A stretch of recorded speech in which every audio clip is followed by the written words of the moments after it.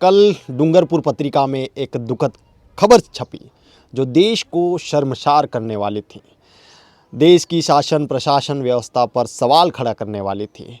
उस पर राजकुमार रौत ने भी टिप्पणी करी, लेकिन ये सवाल तो राजकुमार रौत पर भी खड़े हो रहे हैं। कई लोग उनको लेकर भी कई सारी टिप्पणियां कर रहे हैं और सवाल उन पर भी खड़े कर रहे हैं। वो क्या सवाल है, क्या कुछ मामला है, सब कुछ विस्तार से जानते हैं। डूंगरपुर भास्कर में एक खबर छपती है, पीट पीएचसी के आंगन में डिलीवरी, खून से लथपथ महिला की परिजनों ने नाल काटी। पीएचसी पर एक गर्भवती महिला जाती है। पीएचसी उस टाइम खुला नहीं, तो महिला की वहीं पर परिसर में डिलीवरी हो गई और दो नर्सिंग स्टाफ वहीं पर देखते रहे, ऐसा भी इसमें लिखा हुआ है और पूरे घटना का ब्यौरा है। उसके बाद राजकुमार रौत इस पत्रिका को टेक करते हुए लिखते हैं। क्या लिखते हैं एक बार पढ़ लेते हैं और उसके बाद से ही राजकुमार रौत पर भी सवाल खड़े हो जाते हैं। राजकुमार रौत लिखते हैं, डबल इंजन की सरकार में आदिवासी क्षेत्र की चिकित्सा व्यवस्था खस्ता हाल है। चिकित्सा अधिकारी कर्मचारी सिर्फ अपने आकाओं को खुश करना ही अपनी ड्यूटी समझ रहे हैं। इसके बाद कमेंट की बाढ़ आती है और कमेंट में बहुत सारी चीज़ें लिखी जाती है। हो सकता है इस वीडियो के बाद बहुत सारे लोग इस वीडियो के कमेंट में भी अभद्र भाषा का प्रयोग करें या फिर कह लीजिए कि नेगेटिव कमेंट्स करें। हर एक पार्टी का एक धड़ा होता है जो अपने पसंदीदा नेता के खिलाफ कुछ भी नहीं सुनना चाहता है, लेकिन सच्चाई ये है कि जनता ने प्रत्यक्ष रूप से उन्हें चुना है, एमएलए को चुना है। अब तो एमएलए भी बीएपी पार्टी का है। पीठ में मान ली 84 जो विधानसभा लगती है और संसदीय क्षेत्र उन्हीं का है जहां पर ये सारी घटनाएं हुई है। तो क्या राजकुमार रौत का इस तरीके से ट्वीट करके कि डबल इंजन की सरकार है और वहाँ का जो स्टाफ है वो जो है सिर्फ अपने आकाओं को खुश करने में लगा है, तो किसको खुश करने में लगा है? क्या मुख्यमंत्री को खुश करने में लगा है? क्या प्रधानमंत्री को खुश करने में लगा है? क्या राष्ट्रपति को खुश करने में लगा है? जनता जब ये इस तरीके के ट्वीट देखती है तो क्या उनके मन में विश्वास आ पाता है कि हमारे सांसद साहब जो हैं या हमारे एमएलए साहब जो है वो अब हमारी सुनवाई कर पाएंगे? क्योंकि जब इस तरीके से लाचारी दिखाई देती है तो फिर वो किस पर विश्वास करे? मेरा सवाल ये है, किसके ऊपर वो अपना भरोसा दिखाए? क्योंकि जनता ने तो प्रत्यक्ष रूप से एमएलए को चुना है, प्रत्यक्ष रूप से सांसद को चुना है। किसको पूछने जाए? क्या डायरेक्टली प्रधानमंत्री के पास जाए? क्या डायरेक्टली मुख्यमंत्री के पास जाए? नहीं साहब, एक एमएलए से उम्मीद लगाता है, वहाँ का जो व्यक्ति होता है वो एक सांसद से उम्मीद लगाता है। और इस पर कुछ कमेंट आए हैं और उन कमेंट को पढ़ना ज़रूरी है। लोगों की क्या राय है वो देख लीजिए आप। एक शख्स हैं वो कमेंट करते हैं, मेडिकल स्टाफ की लापरवाही साफ दिख रही है, गेट के अंदर डिलीवरी हो रही है तो स्टाफ को क्यों पता नहीं लग रहा है? कैसे हो सकता है? एपीओ करना तथा बोर्ड गठित करना मात्र खानापूर्ति है।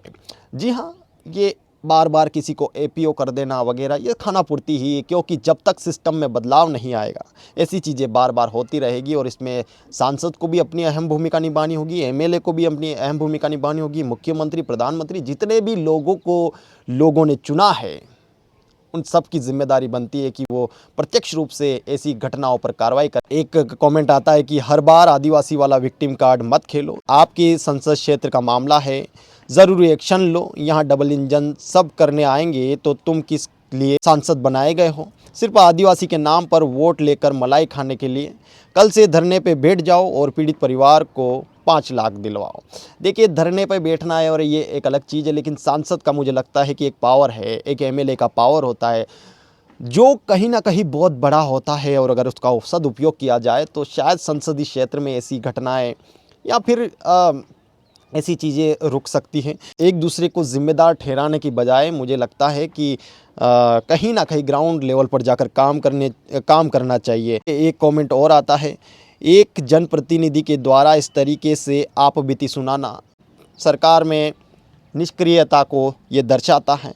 चलिए एक कमेंट और पढ़ते हैं जिसमें लिखा हुआ है, सांसद का गृह क्षेत्र, एक विधायक भी वहीं के हैं, लेकिन जनता बेसिक सुविधा को तरस रही है। ऐसी राजनीति पर लानत है। 5 साल सरकार का हिस्सा रहने के बाद भी यही हालत है। और कितनी बार गरीब आपकी पार्टी को जिताएंगे तब ये बेसिक सुविधाएं उनको मिल पाएगी? तो ये सवाल है लोगों के। अगर आरोप प्रत्यारोप ही चलते रहेंगे तो देश की जनता किसके पास जाए? मुख्यमंत्री साहब के पास जाए, प्रधानमंत्री साहब के पास जाए या फिर राष्ट्रपति के पास जाए? तो संसद क्षेत्र आपका है, एमएलए आपके हैं, तो शायद जिम्मेदारी भी आप ही की बनती है कि ग्राउंड लेवल पर क्या चल रहा है उसकी जिम्मेदारी लें और एक अच्छा जो कह सकते हैं कि सबके लिए एग्जाम्पल सेट करें कि भाई साहब 84 बांसवाड़ा डूंगरपुर विधानसभा 84 विधानसभा में बांसवाड़ा डूंगरपुर संसदीय क्षेत्र में इतना अच्छा विकास हुआ है। वहाँ की जनता को ये गर्व होना चाहिए कि उन्होंने सही पार्टी को वोट दिया है, ना कि उन्हें लाचारी महसूस होनी चाहिए और फिर वो कमेंट करे कि आप फिर किस लिए एमपी बने हैं बांसवाड़ा डूंगरपुर के। तो ये इस तरीके की लोगों की प्रतिक्रियाएं थी। मैं किसी पर जाति हमला नहीं कर रहा हूँ, मैं बस एक चीज़ समझने की कोशिश कर रहा हूँ कि क्या एक सांसद के पास इतना पावर नहीं होता है कि वो अपने संसदीय क्षेत्र में ऐसी घटनाएं होने पर सरकार को जिम्मेदार ना ठहराकर वो खुद एक्शन ले पाएँ, वो खुद इस चीज़ को पर्सनली टैकल कर पाए। क्या एक सांसद के पास इतना पावर नहीं होता है? क्या एक सांसद के पास इतना पावर नहीं होता है कि वो अपने संसदीय क्षेत्र में अगर एक ऐसी कोई घटना घटती है तो डायरेक्टली उस चीज़ को टैकल कर पाए, डायरेक्टली उस चीज़ के लिए रिस्पॉन्सिबल हो जाए और डायरेक्टली उस चीज़ को ग्राउंड लेवल पर जाकर देखे?